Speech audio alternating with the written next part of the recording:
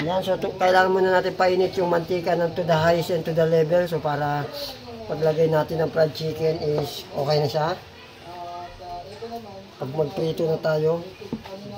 So let's put this in this world. Jog. Teka lang. May nasa yung chicken breeding.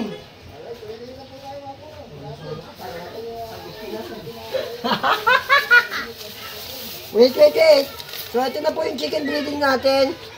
Gagawin natin, lalagay lang natin ito sa chicken. Then, gora na natin.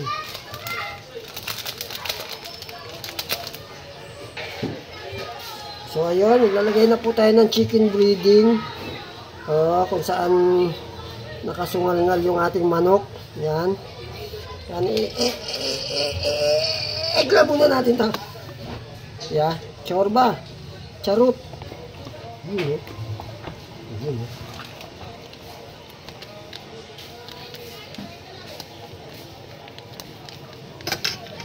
ka na pa? Oo, wala ko nakugutom na. So ayan, habang nilalamas po natin itong manok. Manok ha? Manok. Okay. Mabuti na sigurado at saka malinaw. Yan. Nilalamas natin itong manok. So mainit na po yung ating mantika. Kung nakikita nyo, kumukulo na talaga siya. So, kailangan na natin chorba.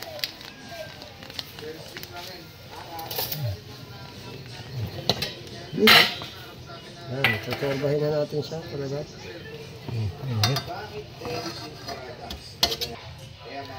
So, mainit na po. Kailangan na natin ilagay yung ating chicken.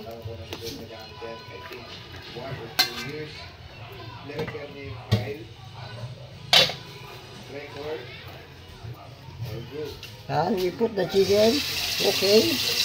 Wow. Yun o. Okay na. Okay na yun. Ganun lang kadali.